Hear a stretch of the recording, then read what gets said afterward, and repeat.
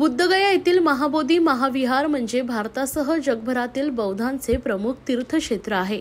या महाबोधी महाविहाराचं व्यवस्थापन बौद्धांच्या ताब्यात नाही, ते बौद्धांच्या ताब्यात असावं यासाठी विविध बौद्ध संघटनांकडून संपूर्ण देशभरात आंदोलन केलं जात आहे। त्या पार्श्वभूमीवर ठाण्यातील कोर्टनाका येथील डॉक्टर बाबासाहेब आंबेडकर पुतळ्याजवळ भंते गौतम रत्न व भिक्खू संघ तसेच बुद्ध अनुयायी उपासक उपासिका गेल्या 11 दिवसापासून उपोषण करतायत। बीटीआय ऍक्ट 1949 रद्द करण्यात यावे, महाबोधी महाविहार ब्राह्मणी कर्मकांडांपासून मुक्त करून बौद्धांच्या हाती देण्यात यावे, अशा विविध मागण्यांसाठी उद्या 27 एप्रिलला दुपारी 3:30 वाजता ठाण्यात विराट महामोर्चा काढण्यात येणार आहे। या संदर्भात आज पत्रकार परिषद पार पडले।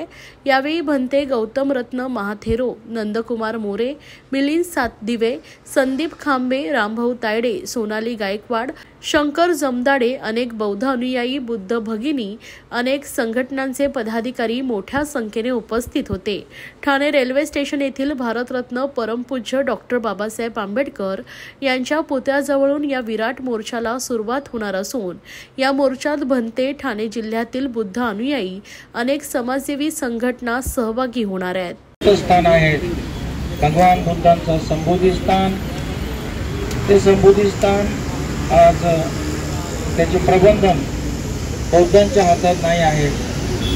त्यामध्ये जो कायदा बनवून त्या कायद्याअंतर्गत बौद्धेतर लोकांच्या हातात महाबोधीचे प्रबंधन दिलेले आहेत, म्हणून ते बीटीए रद्द होऊन महाबोधी महाविहार बौद्ध बांधवांच्या हातात येण्यासाठीच हा आंदोलन आहे।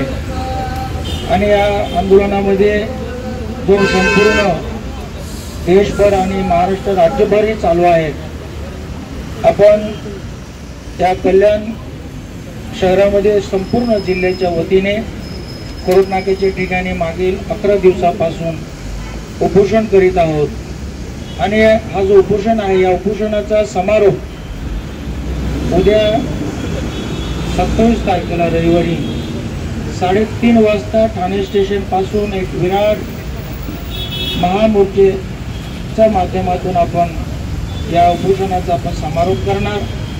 आपण 11 दिवसापासून पाहत आहे, बुद्ध, फुले, शाहू आंबेडकरी विचारांना मानणारे सर्व पक्ष, संघटना, संस्था यांचे सर्व पदाधिकारी, आमच्या धम्माचे सुद्धा जेवढे मंडळ आहेत, सर्वांचे पदाधिकारी या ठिकाणी उपस्थित होऊन उपोषण धरलेलं आहे।